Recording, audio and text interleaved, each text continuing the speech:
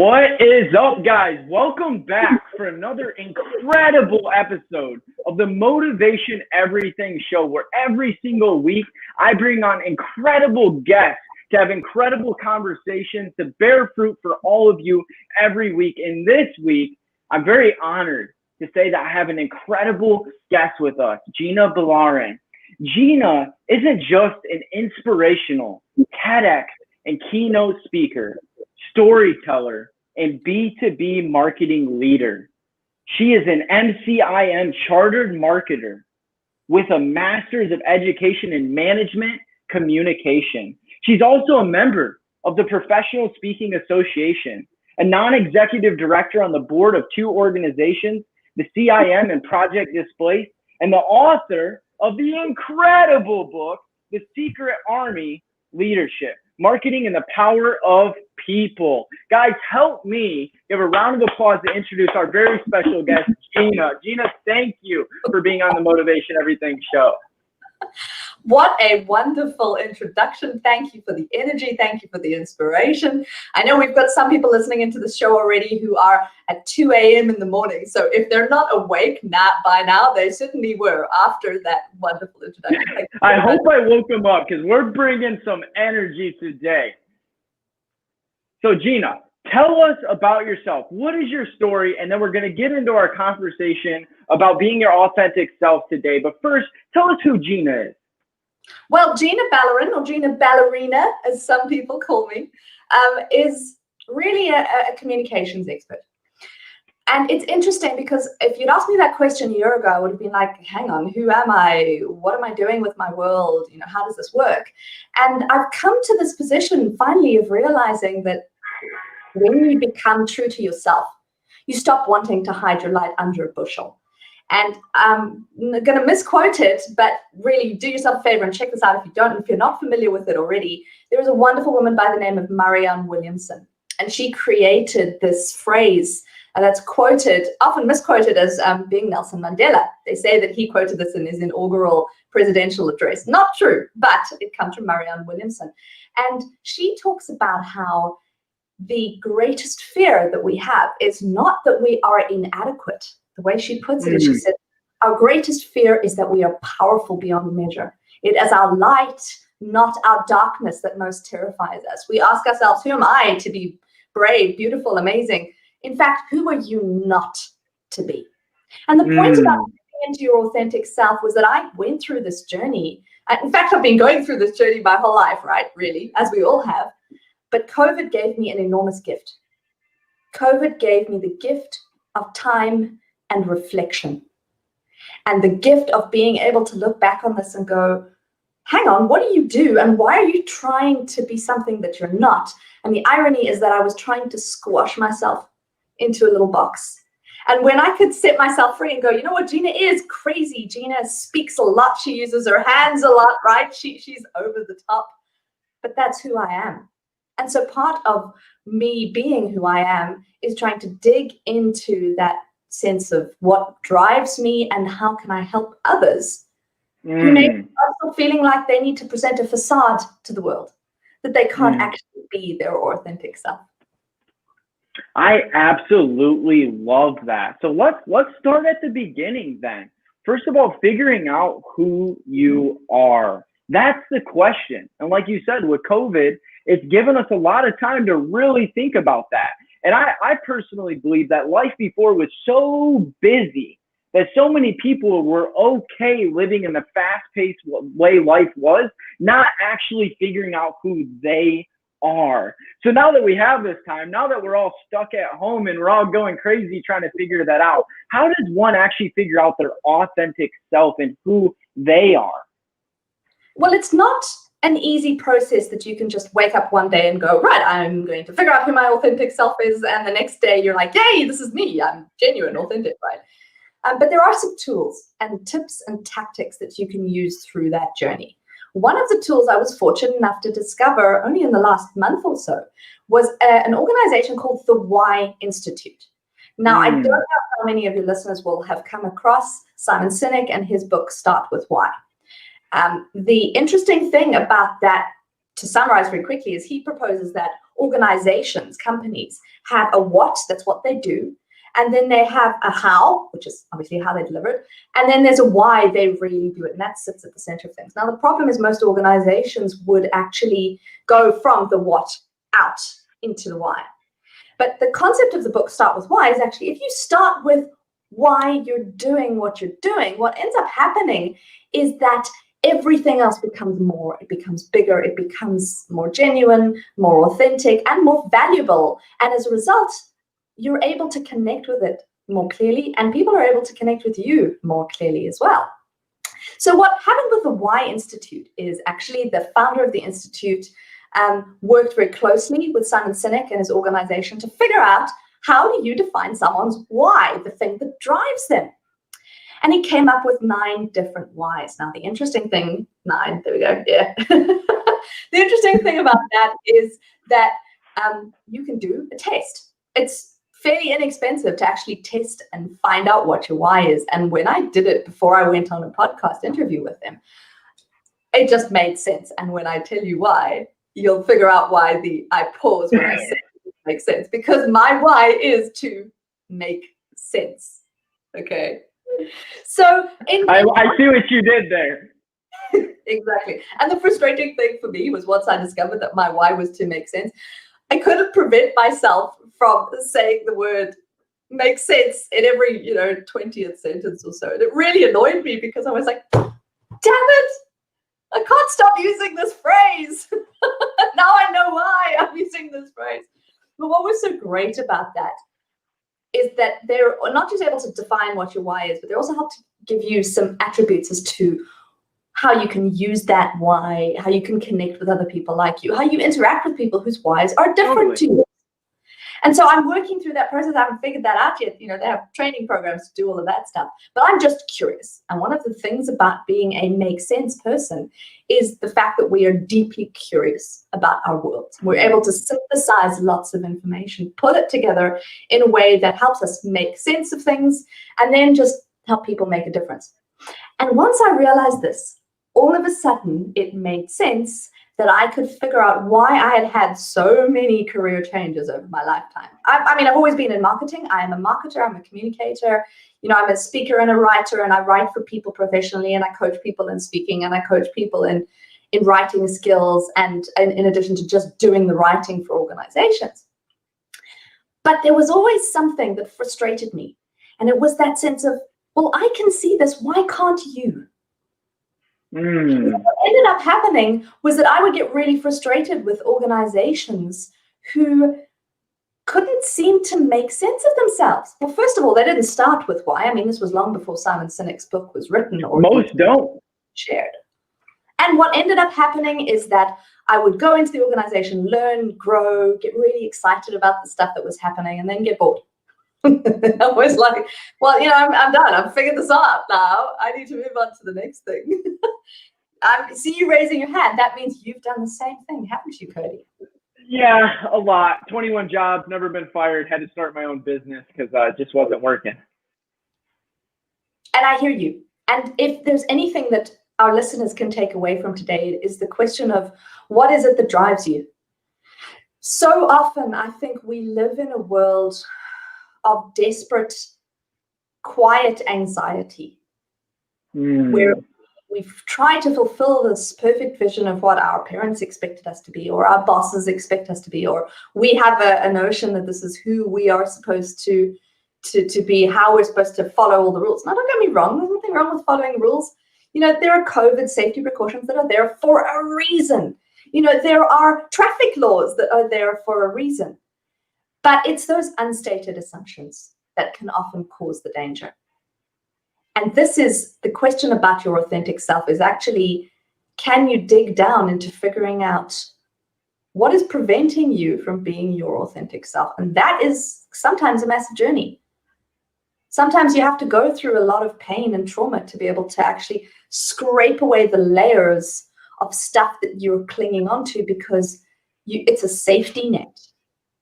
And sometimes part of that process is that you get a gift like the Why Institute going, if I need to make sense of the world, this is my compulsion, right? I have to do it. What frustrates me enormously is when I go into a context, and I can't make sense of it. And when you are allowed those moments of epiphany, that is what then helps you create more connections in your brain. Did you know that there is actually a way of neural pathways in your brain connecting, that you can grow new neural pathways, you can learn even once your brain has stopped developing? Because technically our brain stopped developing when we kind of reached the age of teenagerhood. Is that neuroplasticity that you're referring to? That's exactly what I'm talking about. And what's fascinating is that when you exercise your neuroplasticity, you're actually more able to create new neural networks and to grow and expand those neural networks. And that, I think, is the key to living a long and healthy life, because the more you learn, the more you are able to learn. And look, let's face it, our brain pathways deteriorate and they degrade over time. Neural diseases will incapacitate us. But the wonderful thing is your brain doesn't stop growing, but you can actually regrow different paths. So you can learn different ways of actually exploring and experiencing the world, and exploring and experiencing yourself. And part of that self-discovery journey actually means stopping blocking certain pathways that you thought you could go down and giving yourself the opportunity to explore more. That's powerful. So we already have a question. One thing that's really cool about the Motivation Everything shows, we do everything live. We stream this to my Facebook community, timeline. People share it. It's on YouTube live right now. Typically it's on Instagram. It's not tonight because I'm in Texas. I don't have time to get that set up. It will be on there later, but I throw up a question from someone in our audience. All right, so how can someone know if he or she is living his or her authentic self or not? And how would you identify that? This is a great question, Sean. It really is a great question. How do you know if you're living your authentic self? Well, okay, so as I said, I'm an author. I've written a book called The Secret Army: Leadership, Marketing, and the Power of People. It's not really about marketing. It's about how you understand yourself and your context in business. It's about how you live your work life in your best work life. And so I refer to this because Sean's question was about how do you know whether you are being yourself? And there's a chapter in here that talks about your itch. And I don't know if you have anyone on the listening in who's ever been itchy, right? I get eczema sometimes, so I know what being itchy is all about. But I'm not talking about the physiological symptoms, and I bet everyone's scratching right now. I mean, yeah. I'm not talking about the physiological symptoms of being itchy. I'm talking about something that makes you come alive. And when you do that, time stops. You just lose all track of things. You are in the zone, or in what Mihaly Csikszentmihalyi calls flow, a state of flow. His book on flow is worth a read. It's not always easy to read, but it's worth a read. And he talks about the state of flow. And in that state of flow, that thing that is your itch, it's that thing that you're meant to do with your life, allows you to give you a sense of peace. It also allows you to develop autonomy, mastery, and purpose, which is that you can be really, really good at it and you can get better at it. The mastery part, autonomy, is you can do it independent. When you are your authentic self, you know that you're doing that thing that you would be itchy if it weren't happening in your life. So for me, there are two itches. One is writing. Fortunately, I get to do it on an almost daily basis because that's the nature of my work. And the second thing is performing or dancing. Now, I do Zumba for my own personal gratification, but there's something about talking to you, talking to an audience, sharing knowledge or sharing, I don't know, an element of meanness out there in the universe that is an itch of mine. And so I would say, in answer to Sean's question, you know that you are being your authentic self when you don't feel uncomfortable with who you are. Now, the funny thing is that manifests itself in lots of different ways.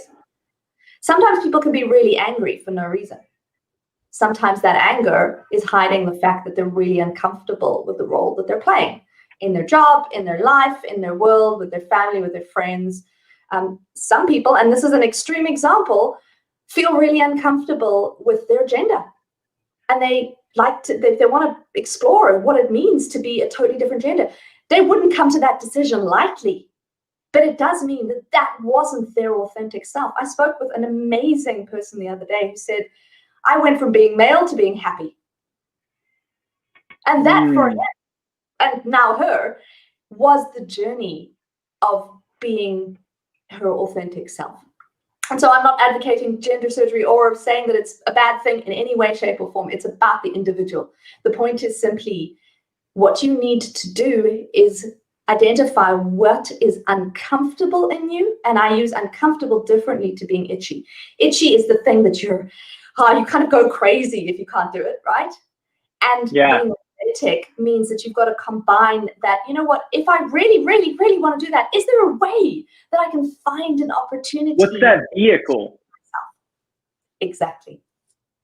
That's so powerful. And I love what you said about, what makes someone come alive and that itch.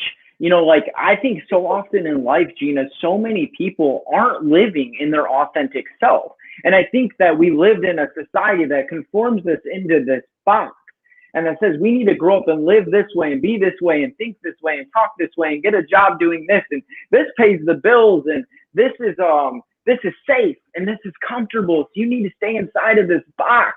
And people are inside of this box and they're anxious and they're desperate and they're sad and they're depressed, and they have this itch of this isn't who I am. This isn't what I want to do. I have gifts, I have talents, I have things that I love doing and passions. And I don't even get to use them. I don't even get to do them. So let's talk about that. Now that you identify, by the way, I have to say that's the best way I've ever heard somebody describe that. So that is amazing. Thank you for that, for the audience. And a lot of people watch the replay on this. And I know you'll be sharing this and I'll be sharing this. That was gold, Gina. So thank you for sharing that. But if somebody in that position, right? Somebody that's not living within their authentic self, what advice would you give them? Because let's be honest, that is scary. But first of all, most people don't know what to do. Second of all, if they do, it's scary to make that change in their life.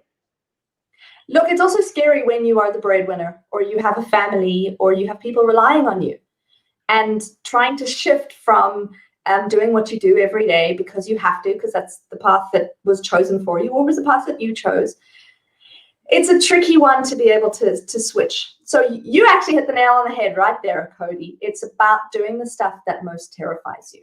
There's a lovely quote that I came across, which is, courage is like a muscle.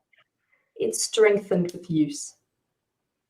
And I can say from absolute 100% personal experience that the more you do the things you're scared of, the easier it is to do the things that you're scared of. Doesn't mean that you're going to do the same things. I mean, look, the way fear works is that until you've done it, you might be nervous that you're not going to get it right, or that it might go wrong, or whatever. But once you've had that experience of having done it, it then gives you confidence that whatever you were afraid of, you can now take that next step. And the more you exercise that courage muscle, the easier it becomes to actually create more courage muscles. Now, the irony is, one of the most fearless people I've ever come across is the renowned guy, virgin, of course, Richard Branson, right? Who doesn't know Richard Branson? He's amazing. Is really interesting, and I read an article about this a few years ago, which is that he was terrified the very first time he chartered a flight. And that's how Virgin Atlantic started, by the way. He actually chartered a flight with a bunch of people who were stuck in a place, and he's like, well, I'll organize this and you pay me a bunch of money and we'll get on it and we'll go. He said, this was absolutely scary for me. I'd never done anything like this before. So it doesn't mean that just because you are a brave person, and I would consider Richard Branson a fairly brave guy, right? It doesn't mean that you don't have the fear. It just means that you become more familiar with using that fear in an enabling way. That's so powerful. What's interesting too is until somebody has overcome that fear, because I always say that fear never leaves. Like, even you get more used to maybe overcoming it, but the only way to overcome fear is courage, and courage is doing what's right even when fear is present. So until someone's conditioned and stepped over that fear multiple times and realized, like, hey, over here's everything I wanted in life, but I was just scared to do it. People struggle with doing that. What I've also learned, though, is often the influences around us. You mentioned earlier, even if you're the breadwinner, say I'm a husband and I have a wife and I have 2 kids, and I work a 9-to-5 job and I provide for my family and they feel secure. But deep down inside, I'm not being my authentic version of Cody Cottle, and I want to do more with my life. I talk to many men in this situation. And I don't know if you have an answer for this, but what advice would you give to that man having that influence on how to overcome that and step into who he was created to be? There are a couple of different ways of looking at this. The first is to be able to lovingly and kindly set boundaries. And the second is to be able to experiment and explore those elements that you aren't comfortable doing. So, okay, you're the breadwinner, you've got expectations, maybe you've got kids, they want your time, they want your attention. I'm not a parent myself, but I know lots of parents who I observe and I go, you have great kids and your kids are going to grow up to be great adults. And why? Because you have a combination of two factors, love and discipline. And that discipline allows people to set a framework that goes, I love you, you're my kid, I want to spend time with you, but it's also important for me to do something that makes me really happy. So today we're going to go to the park and then I'm going to spend an hour doing nothing but this thing that makes me really happy. So tell me, what makes you really happy, son or daughter? While I'm doing the thing that makes me really happy, let's figure out if we can find a way for you to do what makes you really happy at the same time. See, love, discipline, boundaries, frameworks. And it allows you to start exploring that thing that you really want to do in a way that gives you permission. And this is a really important concept. In fact, I talk about it in The Secret Army as well, which, by the way, is available on Amazon all over the world. So if you want to get a copy of The Secret Army, Leadership Marketing, The Power of People, it's just a click away. Incredible book, by the way. Thank you very much indeed. So when you are talking about giving yourself permission, I use the analogy of waiting at a bus stop. Okay, so I lived in the UK for a while and I caught a fair number of buses. And there was this one bus route there were 3 different buses that I could get on to go home. But if I'd waited 100 meters down the road, none of the buses would have stopped at that spot because I only stopped at a certain spot. Giving yourself permission is like waiting at a bus stop for a bus that is never going to arrive. If you're standing in the wrong place, if you haven't given yourself permission to be your authentic self, nothing ever happens. Let's go back to the example of our dad. He knows that he's got certain family commitments, he's got certain work commitments, but he's got this passion. Let's say he wants to be able to record an album. He's a guitarist, and he was a guitarist in his youth, and he wants to practice guitar and actually record an album. Well, the great thing is today, it is so possible to do that kind of stuff online because we have technology available at our fingertips like never before, right? But what does he need? He needs time, discipline, he needs exercises, he needs routines, he needs all of that kind of stuff, right? But if he hasn't given himself permission to do that recording, if he hasn't set up frameworks in his life to be able to say, kids, I love you, but I need time to do this on my own, and then we'll do whatever it is that we want to do it. If he hasn't given himself permission to explore the different types of software that he can use to record his album, if he hasn't given himself permission to go, you know what, I'm going to try and be an amazing guitarist, and I may not be, and it's okay to fail. That combination of giving yourself permission and the freedom to fail is an incredibly powerful configuration of features. And then when you give yourself permission, it's like automatically shifting yourself into the bus lane where this bus that comes along, I'm going to be able to catch and go. There's a third one. And all of a sudden you've shifted yourself and your mindset from a place where nothing could happen into a place of potential abundance. And what is fascinating is this is not just an individual thing. It is a collaborative thing, and it is even an organizational thing. And I say that because a lot of organizations put rules and requirements in place that tell people no, rather than giving them opportunities to say yes. And I love that. That's so powerful. And so many people don't give themselves permission. And I'll even go one step further. Like you said, so many people don't build companies that give permission to people to say yes. And personally, I think from a corporate standpoint, a business standpoint, it holds businesses back in so many ways, where if you created a culture and an environment for the employees in the business to feel that comfort to be able to say yes and express that creativity, a company would grow so much more. Completely sidetracking there, but just had to say it. Well, it's not sidetracking at all, because actually what it does is it brings us right back to the concept of start with why. And the irony is that if a company's vision is clear, in other words, if they know why they're in business, and I'm like, I like money, I'm not disputing that. There's nothing wrong with earning money. But if you don't know why you're earning money or what value you're adding to the world in some small way, and it could be that you're adding value to the world by creating the best widget there ever was to make this one particular component of this one particular car run beautifully. It doesn't matter what it is. The point is that if you know what that why is, it makes the whole journey with your employees much clearer, because it means that they can actually then be empowered to decide on their own what is best for the organization. It also reduces the management overhead. It reduces the pressure on the employees. It reduces the pressure on their managers. It reduces the pressure on the organization to be able to deliver results. Because if that is completely clear all the way down the middle, good things come out of it. It's actually remarkably similar to a person who is authentic and clear about what they want to do, what they want to achieve in life. Now, I want to talk a little bit about goals, if I may. And there's two ways of looking. The first way is to look at a goal as kind of a woo-woo sort of like, let's set the universe up for this direction. Now, you and I know it's not woo-woo because it works, right? But some people may be skeptics. Got me here. And they may think that, why should I bother to set this goal? Because whatever reasons that are valid for them, because they genuinely believe they're valid. But I want to look at it from two perspectives. The one is whether you believe in divine intervention or the right thing or the right path or some kind of, purpose and greater meaning and purpose. The fact is that when you're focused on something, two things happen. Firstly, you notice things around you. And secondly, you are clear about the choices that you're making in order to get to where you want to go. And this works from a personal perspective and it works from a corporate perspective. So in the corporate perspective, we were talking about how it is important to help your employees understand what the business's why is. Because when you know what the why is, it makes it easier to make decisions and to take actions that are going to move towards that why.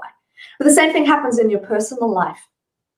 When you set what HubSpot calls a big, hairy, audacious goal, or a BHAG, right? You have this vision of, I want to be there. Like, you can talk about the universe and how it aligns itself, and you can talk about energy. Einstein said that everything is energy, and all you need to do is envision something and the energy will make it so. You can believe in string theory, and none of that works from a practical perspective, except to know that when you know where you're going and opportunities present themselves, it's so much easier to decide to take those opportunities. You remove the fear from that. You know that it's more logical to be able to go, all right, okay, I can do that now.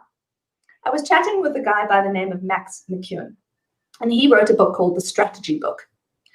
And I was talking to Max and saying, well, Max, I'm confused about the strategy thing, because I hadn't realized at that stage that my why was to make sense of the world. And for me, like, strategy is actually as natural as breathing. I just thought that strategy was this weird nebulous thing because I couldn't understand why people kept doing stuff that they were calling strategic. And I'm like, that doesn't make any sense, right? But what Max helped me answer is the question of, when you're not a natural strategist, or when you want to develop the strategy muscle, how do you align things so that you can actually get to where you're going? And his answer was much what we've been talking about. Yes, you need to set steps and goals to be able to get there. But what was so interesting was his perspective that great strategists simply see more. They give themselves permission to identify all of the opportunities. And that means not limiting your beliefs, not limiting your sights, not limiting your opportunities, and really just going, if I want to get to that point, what can get me there? Now, you don't always have to have the answers. Sometimes the answers actually lie in, what can I do now? that takes me one step further forward. And then that reveals a whole new raft of possibilities. It takes you one extra step forward, and so you see where we're going with this, right? What is fascinating about that when you look at it in retrospect, if we're trying to figure out how does great strategy work and what can you do to learn to develop those strategy muscles like the courage muscles, is actually to take an example of something that you achieved in your life, which you're particularly proud of achieving, and think, how did I get there? So can I share an example? Absolutely. I'm all ears. I'm just soaking it up. I got my notebook and pen myself. Okay, so I'm going to give you an example of doing a TEDx talk. Now, when the Professional Speakers Australia asked me to speak at one of their events about how do you get to do a TEDx talk, because like which professional speaker doesn't want to do a TEDx, right? I said to them, I cheated. Now, I'm the kind of person who doesn't like necessarily to follow the rules unless the rules make sense for obvious reasons that we've gone into. Makes sense. I wanted to figure out how can I talk like TED, right? So I thought, right, first of all, let me figure out, is there a TED? How do you talk on TED? Well, I discovered that actually there is TED, like the official TED journey, and then there's TEDx. And TEDx are independently run events that run all over the world. So I was like, okay, this is really interesting. So let me see what's happening in my area. I was living in Reading at the time, just outside of London. What's happening? Okay, there's one there, there's two there, there's one in Oxford, there's one in Reading. Okay, there's one in Reading, and it's happening in 3 months' time. Wow, that's amazing. Oh, it's probably too late. You see how I'm making the choice, right? Making the choice of, do I want to go there? Do I not want to go there? Okay, all right. I'm going to see who's organizing this, right? How do I get hold of him? Oh, look, there he is on LinkedIn. Oh, am I brave enough to reach out to him? Who cares? What have I got to lose, right? Reach out to him. You're running a TEDx talk. What's happening?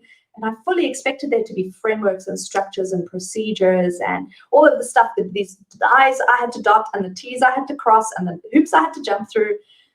And there weren't any. So I was like, really? What? And I spoke to this guy and he's like, I'm running this event and I don't actually have all of my speakers yet. And I'm still open to new speakers. Tell me what you want to talk about. I'm like, I don't know what I want to talk about. But fortunately, I'm a writer and a creative. So I was like, well, I think I'd like to talk about this. Boom, whatever came into my head, dumped it down on a piece of paper. And at the time it was, why now is the best time in history to be in marketing. I was like, okay, cool. This wraps up my knowledge of marketing, having worked as a marketing director and, having worked in marketing for nearly 20 years of my life. And then I thought, okay, I'm just going to brain dump all of this because I don't know what he wants. I don't know if he wants a specific word count or a specific framework. And I brain dumped all of it. And I wrote my TEDx talk while sitting in front of my computer just randomly one evening and submitted it to him. And he was like, yeah, that's cool, we'll do it. Wow. So when I say I felt like I cheated, I totally felt like I cheated because I went from a position where I wanted to be on TED and to actually having booked a TEDx talk in a very short period of time, having kind of not gone through the traditional route at all because a lot of TEDx organized events are organized a year or 2 years in advance. You have to fill in a form. You have to know exactly what your point is. You have to have key points. You have to have done a preparation. A lot of them even require you to do pre-speaking gigs. So if they have too many applicants, they might have 50 great stories and they can only feature 10. They actually ask people to do really, really short snippets of their stories before they choose which 10 want to go on stage in the end, right? I didn't do any of that. So I feel like I cheated. But the lessons off the back of that cheating was I had decided unequivocally this is what I wanted to do. And I did my homework and I found an opportunity and I didn't give up. And I found a way and I kept going. Now, the irony is that actually the TEDx talk that you can watch is not called Why Now is the Best Time in History to Be at Marketing. Because 5 minutes before I went on stage, I got some advice from my husband who said, Gina, I've got an interesting idea for a title for you and it would give a really good twist to the end of your speech. Do you think maybe you could do it? Why don't you speak to the organizer and see if you could change this? I was like, yeah, let me see what I can do. Now, bear in mind, I've been rehearsing this for months. I think I'd spent 150 hours or maybe 50 hours rehearsing a 5-minute presentation. Wow. So to change the title of the presentation minutes before I got up on stage was insane, but it was compelling. And the title of the TEDx talk changed from why now is the best time in history to be in marketing, which, by the way, I still believe, to Confessions of a Liar, Marketing in the Era of Authenticity. Wow. What a compelling title for a talk. I'm curious, how did that come to be? Was that from your husband or you? And where'd that come from? Well, the point was I talked about my origin story in marketing, which is that I didn't want to be in marketing because I saw marketing as synonymous with advertising. And I saw advertising as lying. And the problem was that I didn't want to be a marketer because I didn't want to be a liar, because I wanted to be authentic. I wanted to be real and be myself. And the irony is that through that journey, I actually ended up discovering that when you do great marketing, when you know what your why is, when you tell stories about why your product or service helps people, how it makes them feel proud of the work that they do, then marketing is this joyous, amazing thing to do. It is authentic, it is real, it is valuable, and it's actually helpful. Because if people have a problem and you're solving that problem, everyone wins, right? Okay, so marketing becomes an authentic thing. But there was an element of this lying thing, which is where my husband said, well, why don't you think about changing the title? And his suggestion was, if you go Confessions of a Liar, Marketing in the Era of Authenticity, and then go at the end of that, so I believe that now is the best time to be in marketing, but what do you think? After all, I'm in marketing. That's powerful. That's powerful. That is amazing. I love too when you talked about, goals and setting your mind to a goal. And now when the opportunities present themselves, it's that much easier to make a decision. And that's a great way to frame goal setting.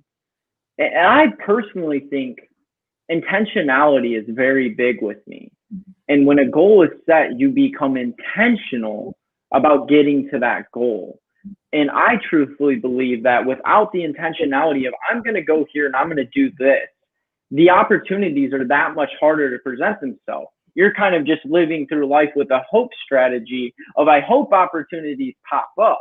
But you were intentional about that. You began to look into it. And then well and behold, opportunities began to pop up. And next thing you know, in a very short amount of time, you were booked 3 months later for a TEDx talk, which, by the way, is an incredible story. Thank you for sharing that. One of my dreams of my own is to speak on TEDx. So that's just incredible and encouraging for me to hear that. And for so many other people that are watching right now and watch the replay, when you set that goal and you're intentional, look what happened for Gina.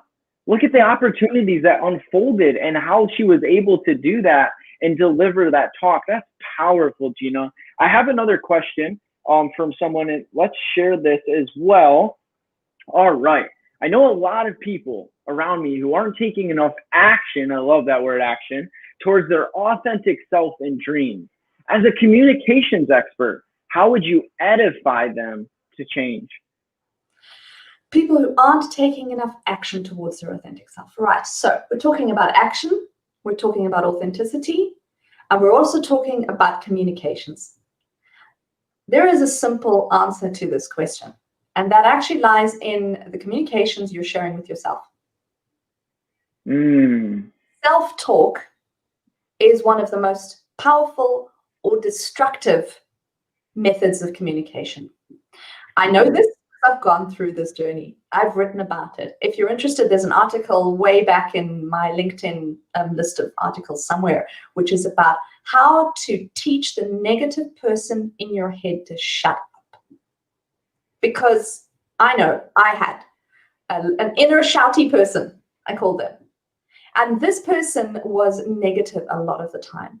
If they had existed in my real life, they would not have been a friend of mine. They were nasty, they were negative, they were detrimental, they would always tell me things I didn't want to hear. And this is me, right? This is my own head.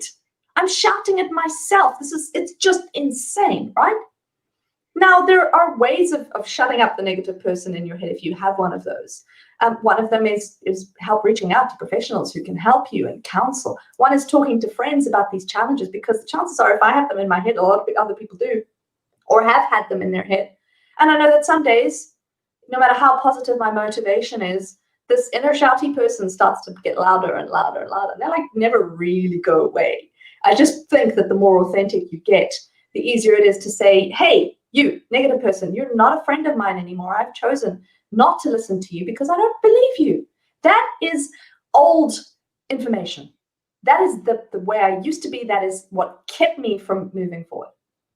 So in order to be able to step into yourself, authentic self, and to take those actions, you need to take action by telling your inner shouty person to shut up.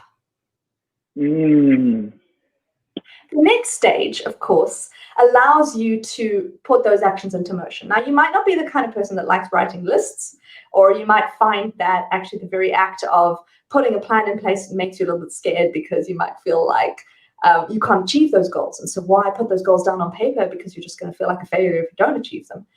And I actually just saw something on LinkedIn this morning by a guy by the name of Kane Draper, talking about how the process is the joy.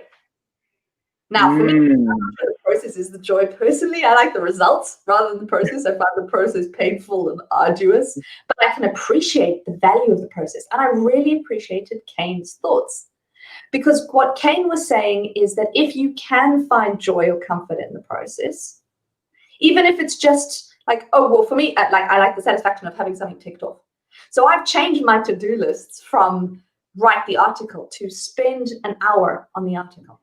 Sometimes that means I'll write the article in that hour. Sometimes it means I'll have only just begun the article.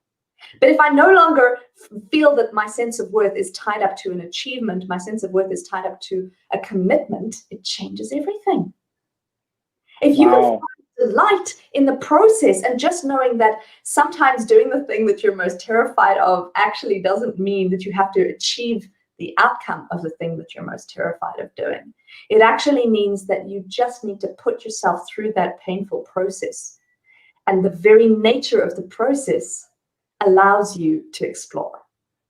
And that very nature of the process allows you to be more focused on your goals, to take steps towards your goals, and to give yourself a big pat on the back when you don't necessarily achieve the goals, but you take a step in the right direction. It's cliched, but we know the old adage, the journey of 1,000 miles begins with a single step. Well, ask anyone who's ever climbed up Mount Everest if that isn't true, and I can damn well guarantee you that it's absolutely 100%. That is so powerful. Thank you for sharing that. I want to give time, because we're getting down to the last quarter of our show. You know, your book is just so incredible. And, you know, The Secret Army, can you tell us more about your book? So where do I begin? I mean, there's a lot of lessons in here. The way I've written it is to be able to give someone an opportunity to drop in and out. It's the kind of book that I would anticipate everyone being able to get something out of it, even if, no matter what stage of their life or their journey are. It's worth reading just to find something that attracts you and to be able to explore an element. Like, I'm just going to, for a second, bear with me, I'm going to skim through the chapters and read out some of the ones that I really like, which are really exciting. Truth tellers, frustrated storytellers, making change possible. Who are you anyway? People buy from people. The marketing striptease. Right? All of these are things that are stories that are well based in sound reality, well researched, you know, people who know their stuff, who've done all of their homework, but it brings a combination of stories, much like we've done here today. Like, this is the theory, and the theory doesn't exist because someone made up the theory. The theory exists because they took observations of the universe, they pulled them together, and then they created in a framework that was then useful. And then we go, well, how do we apply that theory to life? We actually apply that theory through the the execution of it. And here's an example of how this worked in principle. Now, you asked a question about the secret army. And the secret of the secret army is that it's no secret, right? But here's the thing. There are traditionally two groups of people in an organization. And I work a lot with B2B organizations, business to business organizations, large enterprise-sized companies who are, they become slower over time because they get really big. But I try to inspire people in the midst of that to connect with their employees, their managers, and the third part of the secret army. Now, in an army, you have your generals and your foot soldiers, but you also have something that keeps them going.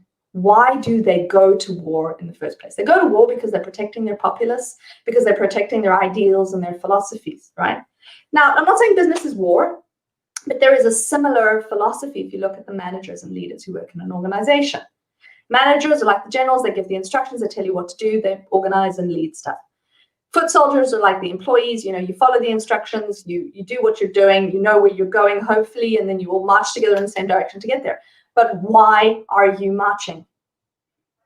The secret of the secret army lies in your customers. And what you're able to do when you are marching in a direction that serves your customers is that everything else becomes easy. This is why Amazon is one of biggest and most powerful companies in the world, whether you like them or hate them, whether you think that they're putting small businesses out of business, or you realize that they have an incredibly innovative approach, and you're like, I'm grateful because my book's available to the whole world through them, right? But the point is that they serve the customer first and foremost. That is one of the driving principles. And one of their whys is actually customer service beyond everything else. If you have a happy customer, everything else becomes easier. And so the philosophy for any secret army is that it doesn't matter what your generals are doing and what your foot soldiers are doing if you're not serving your customers, if you're not adding value to their lives. And that's part of the problem with marketing, is that we've spent so much time trying to serve the product. We spent so much time trying to serve the money, the profit, right? That we've actually forgotten that someone has to buy that stuff in the first place. The reason the business exists in the first place, the customer. Exactly. So in the secret army, if we think about who are we serving, that should answer a lot of the questions as to why are we doing what we're doing. And if it doesn't, well, that's part of the reason why you and I exist in our own business worlds, because we know that we can better serve the world, we can better serve the people that we interact with through being our authentic selves. And being our authentic selves means that we have to have the freedom and flexibility to be able to pop advice into a place and step out, to give recommendations and know that it's up to other people to take those recommendations or not. And to exist in a world where we create rules that are meaningful rather than following rules that are arbitrary and nonsensical. But there's another element of the secret army as well. And this is where we come back to personal empowerment and personal growth. And that is about the army of people that surrounds all of us. Now, this is particularly relevant for a COVID or hopefully one day a post-COVID world. And we're living in isolation, right? Many of us don't leave our homes for days, possibly even weeks at a time.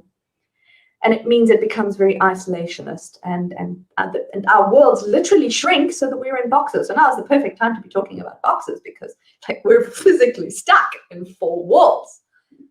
But the thing is that consciously or unconsciously, every single person we interact with has the potential to be part of our own personal secret army or not.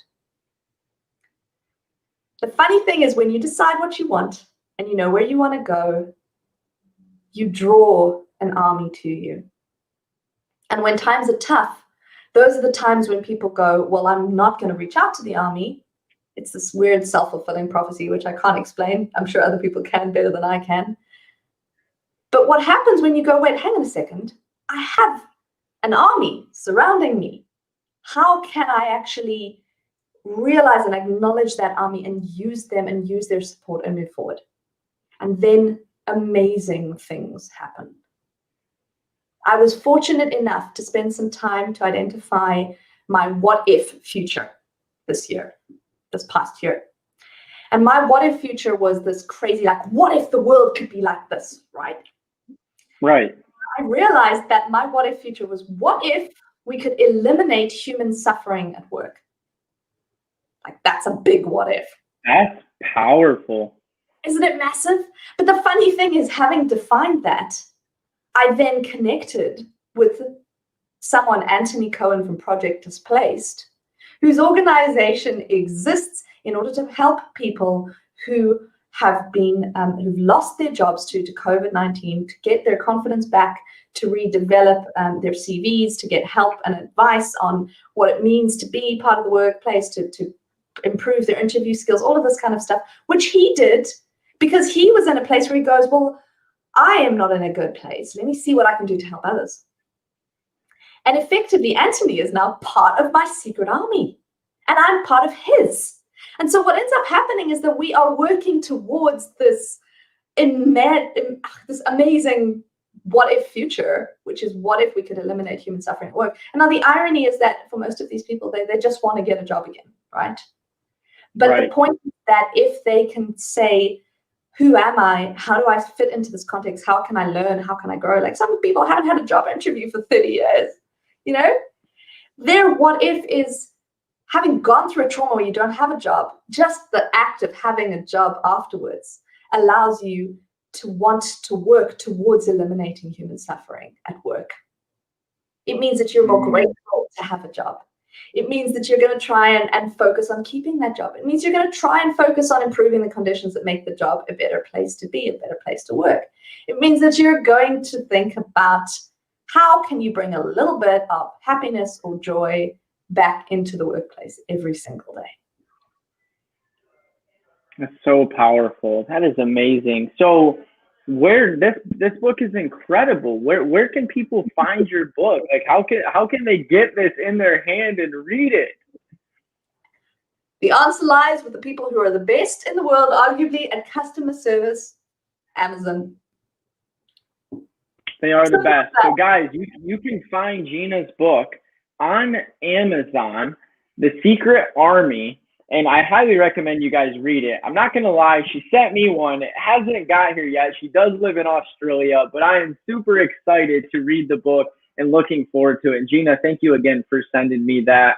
You know, that's so awesome. You know, we're coming to the last part of the show here, and one thing that I like to do is, you have so much wisdom, Gina, and it shows.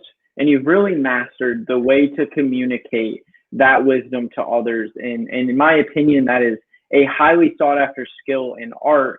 And what I'd like to do is really give the opportunity for you to, you know, any advice that you would want to give to my audience, motivation, everything. And I have a really broad audience, you know, any last nuggets that you'd like to give us, because I've taken a whole page full of notes. You've left so much stuff, but if there's anything you've missed, we want it. I think it's this. Let's be realistic. Like, I am an optimist by nature, but we have to be realistic that, like, life is not perfect. Sucky things are going to happen. We are going to get injured. People we love are going to die eventually, you know, hopefully not soon. And things will go wrong. But the only way that we can, the only thing we can control is our own attitude and our own response to stuff that happens in our lives. The second element of that is that we have the choice about how we respond to things. I read that an emotion does actually not last any longer than 10 to 30 seconds. What happens after that is how we cling on to that emotion. So if you get really, really angry, technically your body is only going through the physiological response for 10 to 30 seconds. Then it's gone, it's done. But I don't know about you. I could be angry for an entire day if I let myself be. The difference simply lies in what we choose to do with the information that's available to us, how we choose to respond to the stimuli in our life, and how we choose to take the next steps. And motivation is critical to that. Stuff will go wrong. We will have days where we are not motivated. We will have days where it's hard to get out of bed. When that happens, you are not alone. Everyone has that. And it's okay. It's okay to be not okay. But it's not okay to turn your back on the people behind you, the secret army who surrounds you, and to say, I don't need you, because that's a lie. Every single person needs someone in their life. And if you actually turn around to embrace that and go, I'm not okay, can you help me? There is every opportunity. And what does that come down to? It's come down to choice. It's come down to knowing what you can control. And it's come down to actually making some kind of action that will take you in the right direction to being able to change. That's so powerful. Thank you for sharing that, Gina. So how can people connect with you? You know, I know I'm connected with you on LinkedIn now, and you are such a creative writer, and you write such creative, posts with so much wisdom. How can people follow you? How can they connect with you? LinkedIn is absolutely the best place to get in touch. That's my preferred hangout spot. I spend far more time on LinkedIn than I probably should, because I love interacting with people. For me, it's a great platform. Facebook is great to hang out. It's not my preferred place. So if you invite me to connect with you on Facebook and I don't, apologies. It's just that LinkedIn is where I am most of the time. And you can also check out my website, which is verbalistics.com.au. Verbalistics is quite hard to spell. It's verbal plus ballistics, like making your words go mental. But it's verbalistics.com.au,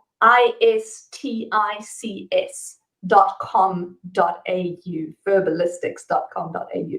You can check out my website if you want to get in touch directly. Send me a message on LinkedIn, or even fill in one of the forms. There's a form to get in touch. You can also subscribe to my newsletter. It's called Snippets from the Optimistic Marketer, and I send it out every now and then just to kind of give people a dose of optimism in the world.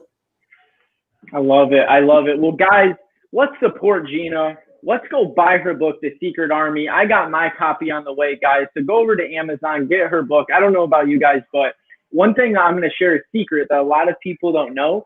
People put their best things in their book. Every single person, all across all industries, because they want their book to be good, right? They put all of their best information in the book. I have met guys that charge like $50,000, like Russell Brunson, to get in a room with them. And then you get in there and says, if you want new wisdom, you're not going to get it here. Go read my book, because all my best stuff's there. This is about connection. This is about networking. This is about support and accountability. But all of her best stuff is going to be in her book. So guys, go get her book at Amazon, The Secret Army. I encourage you guys to follow her on LinkedIn, to connect with her. She's always over delivering on the value that she brings. Gina, I have to say thank you so much for your time, for coming on the show, for bringing so much value to the audience. Thank you so much. Cody, it has been my pleasure. I think that motivation is almost everything. Motivation, when combined with determination, when combined with a plan, when combined with humility and focus, is everything. And I am incredibly grateful for having had the opportunity to talk to your people and to make sure that we can share a little bit of, hopefully, guidance that allows people to be more authentic and more comfortable with who they really are, and to take steps towards being more comfortable with who they are if they aren't at the moment. So guys, let's all become the authentic versions of ourselves, because the world needs you, and you were created for purpose, and you have gifts and you have talents. And you hear me say this messaging so much. Here's another incredible person with incredible message, and they both align, because you were created for purpose. But until you step into that authenticity, like Gina says, you're going to have that itch. You're going to be uncomfortable. You're going to be miserable. So guys, I really want to encourage the audience and everybody that's watching now and everyone that watches the replay to figure out really who you are. Who is the authentic version of yourself? What is your why? And then to go out to the world and find the vehicle to fit it into. And if there isn't a vehicle there, create it, because we need more people that are creating that and bringing that value to the world. Everything that we see, everything around us was created by somebody besides the earth itself, of course. And that's just, if those people didn't step into figuring out who they were, what that authenticity inside of them was, what their vision was, and they didn't set the goal like Gina said, so the opportunities presented so then they could go make it happen, we would not be blessed with all the blessings that we have. So thank you so much, Gina. And for the audience, guys, same time next week, we're going to be back for another incredible episode of the Motivation Everything Show. I love you guys. I appreciate you guys. And I hope everybody has an incredible Tuesday night. Or if you're on the other side of the world, Wednesday. Because I think, is it Wednesday there? It's Wednesday morning here indeed. Awesome. Well, thank you guys. Me and Gina are out.